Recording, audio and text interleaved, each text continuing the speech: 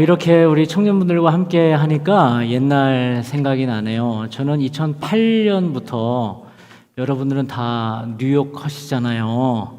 근데 저는 캘리포니아라는 아주 시골 동네에서 살다가 왔는데 거기서 한 8년 정도 공부하면서 우리 청년부 사역을 했는데 그때 이 정도의 우리 청년들과 함께 사역했던 시간이 갑자기 생각이 납니다. 여러분 반갑습니다. 네, 그래요. 네.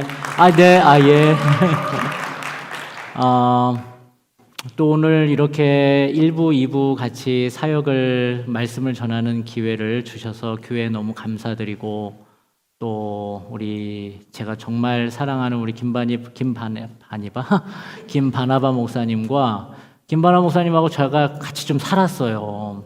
살면서 바나바 목사님과 같이 사역도 한 교회에서 사역도 하고 그러면서 볼 걸 못 볼 걸 다 보면서 너무 친하게 지내던 우리 또 목사님이셨고, 목사님이 켄터키에도 사역하고 또 워싱턴에 사역할 때도 제가 공부할 때랑 맞아서 또 가서 같이 예배도 인도하고 또 목사님이 저에게 오셔서 또 말씀도 전해주시고 이렇게 벌써 30년간 교제가 이루어져서 오늘 퀸즈 하나님 교회는 저는 처음 왔습니다. 저도 한국에서 사역을 하다가 8년 만에 왔으니까 청년들 보니까 이 퀸즈 하나님 교회의 미래 그리고 우리 뉴욕 땅의 미래가 너무나 기대가 됩니다. 오늘 하나님의 말씀을 나눌 텐데요. 저는 생각보다 길지 않습니다. 그러니까 오늘 짧은 시간이지만 잘 말씀을 받으시고 하나님 앞에서 잘 새기는 시간 되시기를 축복합니다. 네, 감사합니다. 네. 우리가 제가 언어를 참 좋아해요. 언어를 좋아해서 공부하기를 좋아했었던 적이 있었는데, 이 언어라는 것은 한 사회의 문화, 그리고 철학, 세계관을 담고 있죠. 동양 문화권에서 사람이라고 할 때 사람을 어떻게 정의해야 하냐면은 인간이라고 얘기를 합니다. 그렇죠? 인간, 한자 문화권이니까 인간을 어떻게 쓰죠? 사람 인자에 사이 간자를 씁니다. 동양 문화권에서의 인간의 정의는 내가 혼자 기술이 좋고 나 혼자 잘났어도 별로 그렇게 쳐주지를 않고요. 그 조직과 그 공동체에서 어떤 역할이 지금 되고 있느냐, 내가 어떤 사람이냐를 그 조직에서 보통 찾는다고 해요. 그래서 여러분들은 이미 그렇게 큰 영향은 안 받지만 한국에서 저희 아들도 인턴십을 하다가 너무 그 문화에 놀래가지고 나는 한국 가서 일할 수는 없을 것 같아요, 아버지, 이러면서 미국에서 일자리를 잡았는데 한국의 조직 문화는 독특해요. 그렇죠? 그러면서 일을 하기 시작할 때 일단은 나이 많으면 짱, 그리고 팀장, 매니저가 원하는 스타일이 뭔지를 빨리 파악하는 게 중요해요. 아무리 내가 잘난 능력이 있어도 이 조직이 뭘 원하지? 이 조직이 지금 어떤 데로 가고 있지? 이거를 빨리 파악하는 게 동양 문화권에서는 중요하다라는 겁니다. 그러면 서양 문화권에서는 어떻게 인간을 정의할까? 인간을 서양 문화권에서는 이렇게 얘기하죠. human being이라고 얘기를 해요. 여러분, human이라는 단어가 어디서 온 줄 아세요? 이 human이라는 단어는 라틴어 humus에서 왔습니다. humus. 이 humus가 무슨 뜻인지를 알아야 human being이 무슨 말인 줄 아는데 뭐가 나오나 보죠? 다 나와 버렸네. 이 humus라는 뜻이 뭐냐 하면은 흙이라는 뜻이에요. 흙. 그래서 이 라틴어에서 이 서양의 언어들의 기원인 라틴어에서 서양의 철학, 세계관이 나왔다고 할 때에 인간을 어떻게 규정해요? nothingness라고 규정을 하는 거예요. 그러니까 하나님 앞에서, 신 앞에서 인간은 흙과 같은 존재다, 먼지와 같은 존재다, 이렇게 얘기를 하고 있다라는 거예요. 그래서 그런지 서양에서는 18세기까지만 해도 내가 누구냐보다는 신이 누구냐에 대한 연구가 꽤 많았죠. 그러면 동양은 그렇고 서양은 그렇다고 칩시다. 그러면 성경에서 말하는 인간이 뭐냐? 나와요?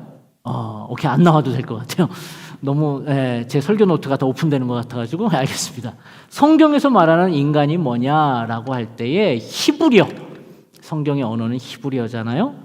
히브리어에서 인간을 뭐라고 표현하냐면은 두 가지가 있는데, 하나는 얘기하지 말고 또 다른, 오늘 또 빨리 집약해서 얘기를 한다면, 인간의 뜻이 뭐냐 하면, 인간을 따라해 봅시다. 히브리어에서는 이렇게 얘기를 해요. 단어입니다. 이시. 뭐라고요? 이시. 이게 아니고 이 히브리어에서는 인간을 이시라고 그래요. 이시. 그런데 이 이시라는 단어가 어디서 왔느냐 하면은, 히브리어 따라해 봅시다. 애쉬에서 왔어요. 애쉬. 그래서 이시라는 뜻을 알려면 애쉬를 알아야 인간이 뭔 줄 알겠죠. 그럼 애쉬가 뭐냐 하면은 불이라는 뜻이에요. 불. 그래서 히브리어에서는 인간을 어떤 존재라고 말하냐면은 불덩어리라고 얘기를 해요. 그래서 그런지 히브리어 애쉬 발음이 똑같은 영어에 애쉬가 있죠. 무슨 뜻이에요? 재잖아요. 재. 애쉬 웬즈데이 할 때 애쉬. 그래서 그런지 불 타버리면 애쉬가 되는 것 같기도 하고, 여튼 그러한 언어적 관계성은 제가 모르겠지만 히브리어에서 인간 이쉬를 말할 때 어근인 이 애쉬에서 왔다는 거예요. 그러니까 인간은 누구나 불덩어리라는 얘기예요. 열정덩어리라는 얘기예요.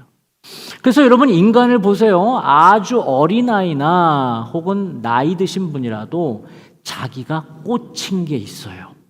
똑같은 3살, 4살 아이라 할지라도, 우리 목사님 아기가 몇 살 정도 됐어요? 네. 미혼이세요? 미안합니다. 죄송합니다. 에이, 알겠습니다. 제 아기라고는 할 수 없지만, 작은 애가 고등학생인데, 얘가 어디에 꽂혔게요? 수학, 역사, 이런 데 꽂히면 얼마나 좋겠어요? 근데 우리 딸내미는 춤에 꽂혔어요. 여기 딸내미 없죠? 딸내미는 춤에 꽂혔어요. 얼마나 좋아요, 자기의 의사를. 그래서 한때는 그 연기학원 뭐 이런 데도 다녔어요. 뭐 그런 고등학생이라고 다 거기에 꽂힌 건 아니지만 여기에 꽂힌 거예요. 어떤 아이는 뭐가 있을까요? 뭐 장난감에, 혹은 AI에, 혹은 뭔가를 미술에, 다 자기의 관심사가 다르다는 거예요. 왜요? 자기만의 애쉬가 있으니까, 불이 있으니까 그렇다는 것이죠. 그래서 인간은 사실 이 불덩어리라는 거예요. 불덩어리. 그러니까 내가 이거 생각하면 가슴 뛰는 게 있어야 되는 거죠. 여러분 혹시 하나씩 그런 게 있나요? 여러분 생각할 때 나는 일 그런 거에 불덩어리가 되면 안 돼요. 워커홀릭 되면 안 돼요. 그러니까 내가 이것만 생각하면 가슴이 뛰는 거. 여러분은 다 말씀과 기도인가요? 물론 그래도 괜찮지만 여러분만의 가슴 뛰게 하는 게 있을 거예요. 저 같은 경우에는 좋은 사람하고 대화를 하는 거에 가슴이 뛰어요.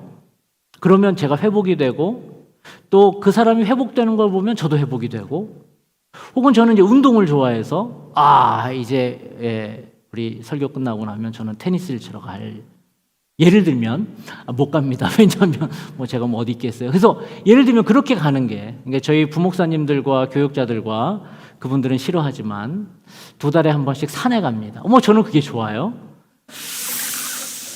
꼰대라고 얘기해도 할 수 없어요. 그러면서 우리 안에 이런 불이 있다는 얘기예요. 이거를 갈망이라고 한번 바꿔서 얘기를 해봅시다. 그러니까 인간은 누구나 이러한 갈망이 있다라는 거예요. 자기만의 갈망, 자기만의 열망이 있다라는 거예요. 여러분, 내가 하고 싶은 것, 내 안에 뜨거움이 일어나는 것, 이거 죄예요, 아니에요? 아니죠. 내 안에 뭔가, 물론 막 명품만 보면 다 사고 싶고 이러면 좀 문제가 있겠지만, 내가 뭔가를 향해서 뜨거운 마음이 일어나. 하고 싶다. 야, 저거 너무 신나겠다. 이런 거 있잖아요. 여러분 이제 휴가 계획들을 세우실 텐데, 이번에는 저 대서양을 넘어서 한번 나 영국의 스코틀랜드 지역까지 한번 여행 가고 싶다, 한 주 동안에. 뭐 이런 계획, 이게 죄예요? 아니죠. 내 안에 그러한 열망들이 일어난다는 것은 다른 말로 하면 되게 건강한 일이라는 거예요. 이건 절대 죄가 아니라는 거예요. 갈망이나 열망, 굳이 영어로 얘기하자면 desire라는 것은 뭔가를 간절히 바라는 가치 중립적인 의미라는 거예요. 이거는 사실 좋은 의미이지요. 그런데 문제는 내가 무엇을 좋아하는지를 모르잖아요. 그러면 이 갈망이 뭐로 바뀌냐면은 욕망으로 바뀌어요. 왜냐하면 내가 뭘 좋아하는지를 몰라. 그러니까 누구가 좋아하는 거를 이제는 눈치를 봐요. 내 친구가 좋아하는 게 자꾸 내 눈에 들어와요. 아니 이놈의 사회는 제가 맨하탄 오랜만에 가보니까 막 특별히 5번가 막 이런 데 가보니까 그냥 명품 쫙. 그러니까 내가 뭔가를 좋아하는 건지를 못 찾을 때는 남이 좋아하는 게 내 건 줄 착각한다라는 거예요. 그 유명한 인문학자인 여러분 한번 따라해 보세요. 사람 이름입니다. 욕하는 거 아니에요. 사람 이름이에요. 르네 지라르. 오늘따라 발음이 다 그러냐. 그렇죠? 제가 경건한 목사입니다. 프랑스 인문학 들어봤어요 혹시? 괜찮아요. 이 르네 지라르라는 사람의 글이 되게 유명해서 SAT를 혹시 보신 분들이 있을지 모르겠는데 SAT의 단골로 나오는 패시지 중에 하나예요. 이 사람이 어떤 주장을 했냐면은 우리 안에 있는 욕망, 무엇을 좋아하는 갈망은 내가 뭘 좋아하는지를 모른다는 거예요. 스스로는. 뭐 어떻게 내가 뭘 좋아하는지를 아느냐? 남의 거를 보고 저거 나 좋아하는 건데 이렇게 모방을 한다는 거예요.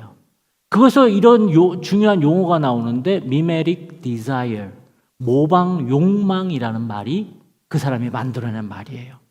그러니까 나는 뭘 좋아하는지를 모르는 거예요. 나 별로에 평소에 여러분 차 지금 막 바꿀 생각하시는 분들 있잖아요. 그렇죠? 근데 평소에는 전혀 내가 지금 랜드로버에 관심이 없었어. 여러분 수준 랜드로버 좀 큰가? 테슬라 S에 별로 관심이 없었어. 그런데 갑자기 근데 너무 막 상사 높은 막 사장이 타는 거 이런 거는 별로 모방 욕망이 안 일어나요. 누가? 친구 혹은 동료 이런 사람들이 뭘 했을 때 모방 욕망이 일어나는 거예요. 그 친구가 갑자기 테슬라를 끌고 내 앞에 딱 나타나 한번 타봐 뭐 이랬을 때 갑자기 나 저거 사고 싶었는데 갑자기 생각도 없다가 그런 마음이 들어온다는 거예요. 여러분도 잡을 찾을 때도 마찬가지. 나는 뭐 저 정도 나 직장은 마음에 들고 나 지금 살고 있는 삶이 마음에 드는데 갑자기 턱하니 나타난 옛날 친구가 이런 회사에 다니고 연봉이 얼마야. 갑자기 거기에 꽂힌 거예요. 그러면서 자기를 자학하고 너는 뭐하고 살았냐부터 시작해가지고 이제 그 마음이 들 때의 마음을 뭐라고 부른다고요? 모방 욕망이라고 부르는 거예요. 여기서 우리는 아까 갈망이라는 단어는 가치 중립적이고 죄가 아니라고 배웠는데 이제 욕망이라는 정의가 있어요. 어떻게 한번 읽어볼까요? 시작. 욕망은 어떤 부족함을 느껴서 무엇을 더 가지려고 탐하는 마음이라는 거예요. 그러니까 갈망은 죄가 아니에요. 그런데 욕망이 들어오는 순간 갑자기 더, more, higher, bigger의 삶을 추구하는 게 죄라는 거예요. 그런데 여기서 문제가 생겨요. 왜냐하면 우리 한국 기독교를 처음에 세팅을 해줬던 근본주의, fundamental Christianity는 우리의 이 욕망을 죄라고 말하기 이전에 우리 안에 갈망 자체를 죄라고 규정을 해서 내가 뭔가 좋아하는 마음, 끌리는 마음, 내 안에 올라오는 불덩어리 자체를 누르라고 가르쳤어요. 그래서 교회 안에 들어와서는 마치 내가 좋아하는 것이 하나도 없는 척 포장을 해야 경건한 하나님이 기뻐하는 사람이라고 가르쳤다는 거예요. 그래서 아까도 예를 들면 여러분 적당한 수준의 차를 갖고 싶은 거 그건 나쁜 게 아니에요. 남의 거를 보고 내가 따라한다면 문제 있지만 내가 필요해서 내가 이 정도의 차는 가질 수 있을 것 같아서 갖는 것 이거를 죄로 보지는 않지만 우리 근본주의 기독교에서는 이거를 하지 마. 너 그런 마음 갖지 마. 여름에 영국으로 여행 가고 싶어. 하지 마. 갖지 마. 내가 적당한 선에서 백을 하나 명품 거 사고 싶어. 하지 마. 너 그 돈 가지고 헌금해. 이렇게 누르는 것이 이게 기독교 신앙이라고 가르쳤다는 거예요. 그러니까 교회에 들어오면 우리는 어떻게 포장을 해야 돼요? 마치 내 안에 올라오는 갈망을 없는 것처럼 다 뒤로 숨겨야 했어요. 그래서 우리는 사람들 앞에서는 멋진 그런 걸 다 초월해버린 크리스찬인 것처럼 생활을 했어야 해요. 여러분 다 지금 하고 싶은 게 안에 있잖아. 근데 지금 다 숨기고 있잖아. 거룩한 척, 경건한 척. 그렇게 해야 건강한 기독교라고 우리가 가르쳤다는 얘기. 누가? 이 목사가. 그리고 우리 선배들이, 여러분의 부모님들이, 믿음 좋다는 부모님들이 그렇게 가르쳤어요. 그래서 우리는 어떻게 살았어요? 그렇게 배웠기 때문에 교회 안에서는 마치 욕망을 극복한 사람처럼 내 안에 올라오는 그 뜨거운 불덩어리는 아무것도 없는 것처럼 마치 거세 당한 내시처럼 살아가는 게 이 기독교 신앙이 되었다는 얘기예요. 근데 문제는 그렇게 잠깐 우리 보통 만나도 한 3시간밖에 안 만나잖아. 그러니까 3, 4시간은 참을 수 있어. 그런데 우리의 집에 가서는 이제는 마치 욕망의 화신으로 살아가는 거예요. 직장 가서는 마치 예수 없는 사람처럼 살아가는 모습이 우리 안에 있다라는 거예요. 그렇게 우리는 위선적인 삶을 살아가는 거예요. 그러니까 늘 교회 오면 딜레마에 빠지는 거예요. 내 안에 백을 사고 싶은 마음, 내 안에 차를 바꾸고 싶은 마음, 이런 모든 것들을 거세시켜야 되는데 왜 내 안에 이런 마음이 올라오느냐? 또 회개하고 돌아가서는 또 올라오는 왜? 우리는 기본적으로 애쉬잖아요. 불덩어리거든. 그러니까 이 불이 우리를 계속 일으키는데 우리는 계속 소화기, 저기 있네, 저기. 그냥 소화기로 그냥 내 안에 올라오는 불을 끄기만 바쁜 거예요. 그러니까 늘 딜레마에 빠지는 거죠. 그래서 우리는 어떻게 살아가느냐? 기독교 신앙은 그래서 여러분 잘 한번 따라해 보십시오. 기독교 신앙은 누르는 게 아니고 내 불을 누르는 게 아니고 내 불을 다루는 것이다. 다시요. 따라질 필요는 없어요. 기독교 신앙은요. 내 안에 올라오는 갈망을 이 불덩어리를 누르는 게 신앙이 아니라는 거예요. 없는 척 하는 게 신앙이 아니라 뭐 하는 거다? 다루는 거예요. 다루는 거. 이게 왜 내 안에서 올라오지? 아니 지난주에 명품 샀잖아. 근데 왜 또 명품만 보면 환장을 하니? 내 스스로에게 말하는 거예요, 여러분. 아니 왜 나 이제 레인코트 지난번에 샀잖아. 근데 왜 친구 거를 보면서 왜 내가 자극을 받지? 그러니까 내 안에 지금 뭐 하는 거예요? 불덩어리를 다루는 거예요, 다루는 거. 이렇게 자기를 성찰하는 게 기독교인 거예요. 없는 척. 마치 뭐 좋은 거 있으면 안 보는 척. 마치 나는 여자에 대해서는 혹은 멋진 근육질의 남자에 대해서는 초연한 척. 이렇게 살아가는 게 기독교 신앙이 아니라는 거예요. 왜 나는 저런 말을 들으면 화가 나지? 왜 나는 맨하탄만 갔다 오면 정신 못 차리지? 왜 나는 잘 나가는 친구를 보면 왜 이렇게 열받지? 그걸 한번 스스로에게 물어봐야 한다는 거예요. 왜요? 우리 안에 불덩어리가 있으니까요. 근데 우리는 불덩어리를 다루지 않고요. 뭐를 하는데 애썼냐면은 내가 800cc 원동기, 원동기 잘 모르시나? 부릉부릉 이거 있잖아요. 오토바이보다 작은 거. 800cc야. 나는 그런 존재야. 그러면은 우리의 목표는 3000cc 그랜저를 그랜저가 되는 엔진의 양을 키우는 게 내 목표가 돼버렸어요. 더 나아가서 5000cc 험머가 되는 게 내 인생의 목표가 돼버렸단 말이에요. 그러니까 우리는 내 안에 있는 엔진과 이 불덩어리를 어떻게 다루느냐는 별로 관심이 없고 계속해서 나를 크게 만드는 데에만 가르쳤단 말이에요. 우리 기독교 역시 마찬가지입니다. 계속해서 우리는 더 높은 사람이 되라고, 더 포장을 잘하라고, 더 큰 사람이 되라고 우리 기독교가 가르쳤다는 거예요. 그러나 그렇게 가르칠수록, 그렇게 배울수록 우리는 병들어가는 내 자신을 이미 여러분들도 확인을 하고 있을 거예요. 그러니까 밖으로는 되게 멋있어 보여. 그렇게 포장도 해 보여. 그러나 내가 나를 너무나 잘 아는 거예요. 왜 나는 이렇게 병들어가고 있지? 왜 나는 이렇게 열등감에 빠져 있지? 왜 이렇게 나는 늘 화가 나 있지? 왜 이렇게 나는 스스로 자신이 없지? 그러니까 겉으로 엔진을 바꾸는 데만 우리가 애를 써왔다는 얘기죠. 그 이유는 우리가 한번 내 스스로를 돌아볼 수 있는 멈춤의 시간이 없었기 때문이에요. 여러분, 엔진이 365일 혹은 24/7 계속 돈다고 생각해 봐요. 그 엔진 얼마나 갈까요? 몇 년이나 갈까요? 잘은 모르겠지만 저는 메카닉이 아니기 때문에 그 엔진 한 달 내내 켜놓고 달린다면 시동을 한 번도 안 끄고 한 달이면 망가지지 않을까요? 여러분, 우리의 삶도 마찬가지라는 겁니다. 우리도 너무나 우리의 엔진을 쉬지 않고 달려온 거예요.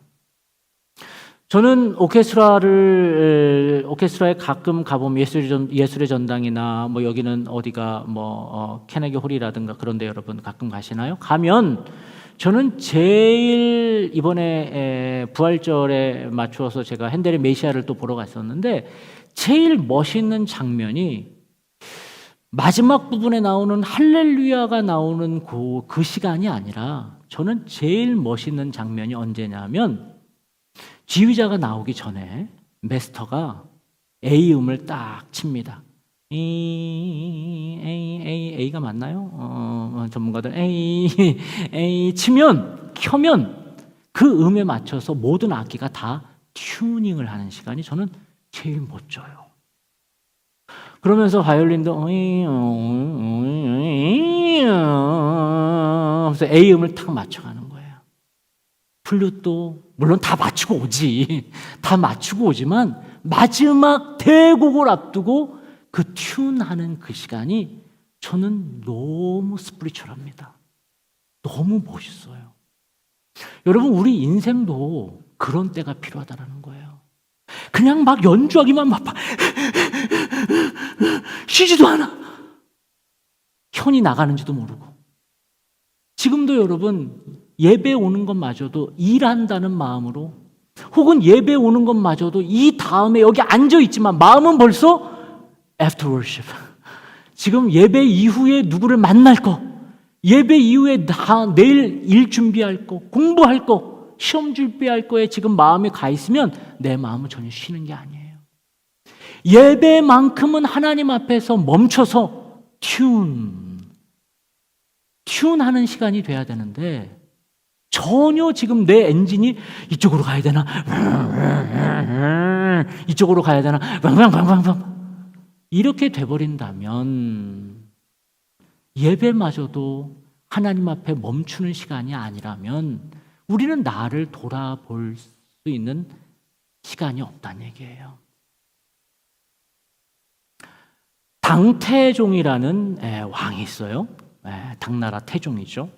이 태종이 아버지에 이어서 이제 왕이 되어서 나라를 다스리는데 아버지 때 마치 세종대왕이 황희정승에게 삼고초려해서 정승직을 수락을 요청을 했듯이 이 당태종이 젊은 날 왕이 됐기 때문에 자기에게 고언을 해주고 전체를 나라를 볼 수 있는 어르신 신하가 필요했던 거예요. 그래서 이 당태종이 아버지 때부터 영의정으로 우리나라로 얘기하면 영의정, 우의정 정도의 아주 깊이 있는 어른인 위징이라는 사람에게 찾아갔어요. 위징이시여, 제가 재임하는 중에 꼭 저에게 꼭 좋은 신하가 되어 주십시오. 근데 위징은 싫다는 거예요. 나는 아버지 때 다 했기 때문에 또 당신은 젊은 사람이니까 젊은 지혜자들이 있을 겁니다. 근데 아닙니다. 와 주십시오. 그래서 겨우 마치 황희정승을 세종이 모시듯 모신 거란 말이에요. 그런데 위징이 보기에 이 젊은 왕이 하는 게 마음에 안 들었나 봐요. 계속 잔소리와 이렇게 하시면 안 됩니다. 선대 아버지께서는 이렇게 하셨습니다. 얘기를 하는 거예요. 그러니까 이 당태종 옆에 젊은 신하들이 너무 불편한 거예요. 누가? 이 위징이라는 할아버지가 계속 당태종한테 사사건건 시비를 걸고 하는 게 싫었던 거예요. 그러니까 당태종에게 찾아가서 젊은 신하들이 왕이시여, 빨리 자릅시다. 제가 몰래 죽여버리겠습니다. 뭐 등등 얘기를 한 거예요. 그럼에도 불구하고 당태종은 아니다. 이 사람은 꼭 필요하다라고 해서 거뒀어요. 근데 결국 나이가 드셔서 이제 돌아가신 거예요.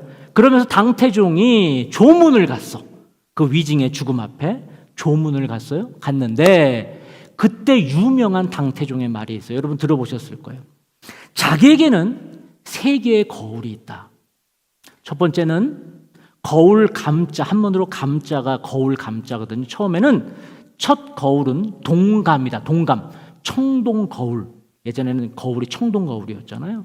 동감이 내게는 첫 번째 거울이고, 두 번째 거울은 사감이다. 역사사에 할 때, 그러니까 역사책이 나에게는 거울이다라고 얘기를 한 거예요. 그리고 세 번째 거울은 인감이다. 사람 인자를 써서 바로 이 위징이 나를 늘 보게 해줬다. 나에게 싫은 소리 해주고 나에게 까칠한 소리 해주면서 나를 계속 돌아보게 했다. 그런데 나는 이 세 개 중에 오늘 한 개를 잃어버렸다 라는 명언을 하게 됩니다. 여러분, 우리가 계속 잘 가고 있는지를 돌아보기 위해서는 뭘 해야 돼요? 스피리추얼 미러가 있어야 돼요. 여러분에게 그 미러 하나씩이 있느냐는 거예요. 저는 오늘 이제 여기까지가 서론. 이제 본론부터는 짧아요. 네. 그래서 이제 오늘 본문이 그 미러에 대해서 얘기해 주는 거예요. 우리 73편 1절부터 3절 한번 성경 말씀 한번 읽어봅시다. 시작. 하나님이 참으로 이스라엘 중 마음이 정결한 자에게 선을 행하시나 나는 거의 넘어질 뻔하였고 나의 걸음이 미끄러질 뻔하였으니 이는 내가 악인의 형통함을 보고 오만한 자를 질투하였음이라. 이 아삽이라는 사람이 오늘 성경을 썼는데요. 이 사람은 찬양 인도자였어요. 찬양 인도자가 하나님께 예배를 드리다가 당신의 마음을 하나님께 솔직하게 얘기하는 거예요. 하나님, 나 뭐라고 그래요? 3절에 보면 악인의 형통함을 보고 내가 너무 열받는다고 얘기를 하는 거예요. 다른 사람의 거를 보고 열받는다. 아까 누구 인문학자 얘기했죠? 르네 지라르라는 사람의 얘기대로 오는 거예요. 여러분, 아삽만 이렇게 남 보고 열받는 게 아니죠. 누구도 그래요? 여러분은 안 그런가 보네요. 저는 그래요. 남을 보고 열받는 일이 많은 거예요. 다른 사람이 특별히 하나님을 안 믿는 사람이 잘 되는 거 보면 더 열받아요. 이제 그렇게 우리가 살아간다는 거죠. 이 아삽이라는 사람도 그래서 하나님께 얘기를 하는 거예요. 하나님, 악인이 너무 잘 되는 것 때문에 내가 열받습니다. 여러분, 아까도 얘기했던 것처럼 아삽은 예배자입니다. 예배 인도자예요. 그럼에도 불구하고 그는 자기 안에 있는 불덩어리를 다루지 않았다는 거예요. 그런데 오늘 본문을 통해서 하나님이 우리에게 하시는 말씀이 무엇이냐? 하나님 안에서 불덩어리를 다루지 않았던 아삽. 그러나 오늘 73편 말씀에 그는 나중에 17절에 보면 이런 이야기를 합니다. 제가 원고를 좀 건너뛰고 제가 얘기를 읽어드릴게요. 17절에 보면 이렇게 얘기해요. 하나님의 성소에 들어갈 때에만 그들의 종말을 내가 깨달았나이다. 아삽도 자기가 늘 자기 안에 이 불덩어리를 감당할 수 없다는 얘기예요. 그러나 한 번 유일한 때, 그때는 자기가 깨달을 때가 있었다는 얘기예요. 어디 들어갈 때? 성소에 들어갈 때. 여러분, 성소에 들어가면 뭐예요? 밥 먹어요? 예배 드리죠. 스피리추얼 미러가 있는 곳이 어디냐? 바로 이러한 예배 공간이라는 거예요. 우리가 하나님 앞에 멈출 수 있는 곳, 내가 어떤 사람인지를 알 수 있는 곳, 하나님 앞에서 나를 성찰할 수 있는 이 예배 공간에 와야지만 내 불덩어리를 볼 수 있다라는 얘기예요. 그런 의미에서 여러분 정말 잘 오셨습니다. 그리고 이런 시간이 있어야 내가 잘 가고 있는지를 스스로 체크업을 할 수 있다라는 얘기예요. 여러분, 사랑하는 우리 퀸즈 한인교회 청년 여러분, 여러분 한 분 한 분은 한국을 대표해서 나오신 분들이고 또 이곳에서 여러분을 통해서 하나님의 놀라운 일들이 일어날 줄 믿습니다. 그렇다면 이제 여러분은 남들보다 더 커지기 위해서 bigger, higher, getting more 하기 위해서 우리가 살아가는 것만 급급하지 말고 내 스스로를 봐야 돼요. 나 괜찮나? 나 잘 가고 있나? 스피리추얼 미러들이 있어야 돼요.